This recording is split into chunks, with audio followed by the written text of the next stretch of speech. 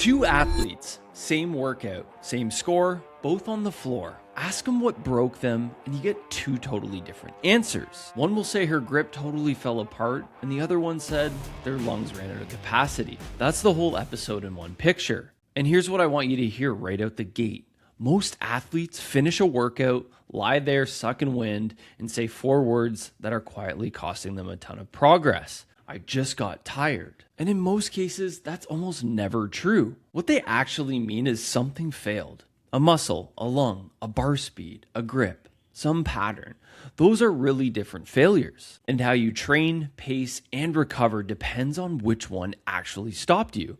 So today, I want to give you a cleaner way to think about this. Fatigue is not just one thing. Those are really different failure points. And how you train, pace, and recover depends on which one actually stopped you. So today, I want to give you a cleaner way of thinking about this. Fatigue is not one thing. Different workouts break athletes differently because they hit different systems, different tissues, different movement patterns, and different recovery demands. The sports science term for it is task-dependent fatigue. The coaching term I want you to carry around the gym is much simpler. What failed first? Not what hurt first, not what felled the hardest, not what made the most noise. What actually stopped your output?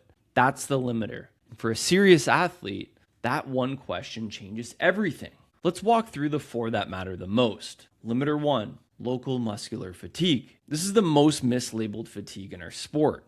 It's when one specific muscle group quits before anything else does. Your lungs are fine, your heart rate is fine, but your quads are on fire. And maybe it's on wall balls. Or your shoulders are dead halfway through grace. Or your grip peels off the bar in Fran or DT. Grip is going to be the cleanest example. Forearm endurance is its own system. It does not automatically get better when you add thousands of meters of rowing to your week. You train it directly. Time on the bar, real pulling volume, sets that actually challenge your grip while you're fatigued or tired. And here's the part most athletes miss. If your forearms are turning to stone and you're convinced you need more engine, you're training the wrong thing. You don't have a cardio problem. You have a forearm problem. Same thing with the quads and Karen. Same thing with the shoulders in Diane or DT. If a muscle is the bottleneck, your conditioning will not fix it. Limiter number 2 is cardio and breathing. This one is closer to what most people mean when they say, I got gassed. Long rowing pieces, burpee intervals, cyclical work where nothing local is failing, and your breathing becomes the governor. Your chest is trying to catch up to your lungs.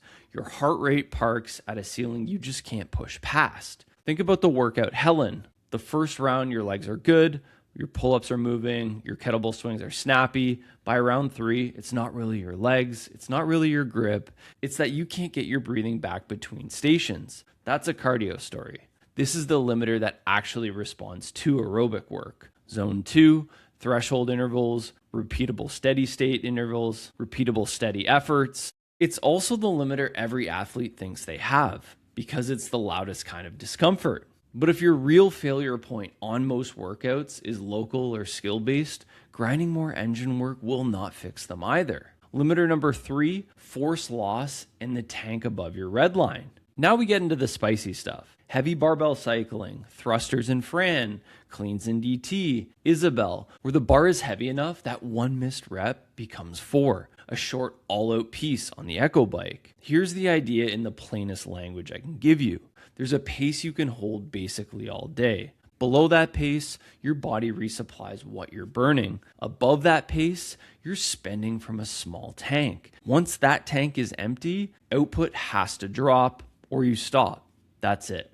Exercise physiologists have names for this. The floor is what's called critical power. The tank above that is called your W prime. You don't have to remember those letters, just hold this picture.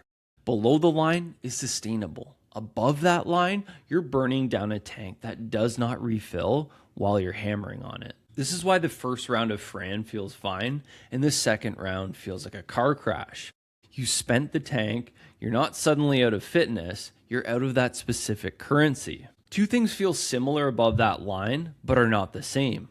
One is the burn, that storm of metabolic byproducts inside the muscle. The other is force loss. that your bar speed is dropping. Your cleans are getting slower, your thrusters are turning into 2 count instead of 1. Burn is a sensation, force loss is an output. Serious athletes will learn to separate the two because you can cope with the burn. You cannot cope with a bar that will not move. And limiter number 4, skill under fatigue. This is one athletes lie to themselves about. You're great at double unders, fresh. You're great at bar muscle ups, fresh. You're great at clean and jerks when you're fresh. And then you hit them at round 4 of an open workout, and suddenly you look like a different athlete. Open style pieces live here. Long chippers with gymnastics in them live here. Any workout where there's a skill movement that shows up after your heart rate is already through the roof lives here. And the research is actually clear on this one. Expert athletes hold their technique under fatigue by adjusting how they move. Less trained athletes are just going to fall apart. It's not a character flaw, it's a skill that was never trained in the conditions that actually matter. If you only practice a movement when you're fresh, you've trained a fresh version of that skill. That's not the version you're going to need on the floor. Skill under fatigue is its own discipline. Short primers before intervals, a handful of reps layered inside of conditioning, low volume, high quality, with heart rate that's already up there. Putting it all together, here's the line I want you walking out with. The workout picks the fight. Your pacing exposes the limiter earlier or later. Your job is to recognize which fight you're in the moment you're in it. Fran is local muscular and tank, quads, shoulders, and the bank above your line. Murph is aerobic and local. Everything's manageable until the grip and pressing quietly catches up to you. Isabelle and Grace are force production events. The barbell picks the limiter for you. A long open piece with hard gymnastics bottlenecks is a skill under fatigue event, dressed up as conditioning. Same athlete, 4 totally different fights. That's why 2 athletes can look equal on paper and fail for opposite reasons on the floor. One has the engine and no grip, and one has grip and no engine. That's not inconsistent fitness, that's different fatigue profiles. And here's the payoff. When you fix your real limiter, the next one shows up. That isn't bad news, that's the job. You don't train one thing forever, you train what's actually in the way right this moment.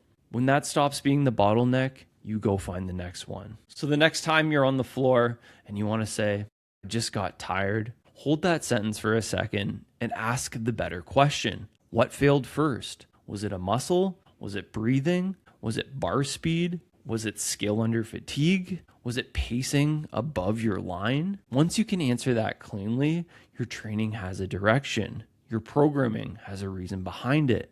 Your pacing has brains, because the fittest athletes in the sport are not the ones who can suffer the most. They're the ones who know exactly what kind of suffering they're in, the moment they're in it, and what to do about it. So train what's actually in the way, not what used to be, not what everyone else is training, what's in the way for you right now. Then, when that stops being in the way, go find the next thing. If you like this episode or know someone who could benefit from this, make sure you share it. Like the episode, leave a comment. And as always, keep showing up. I'll see you on the next one. Boink.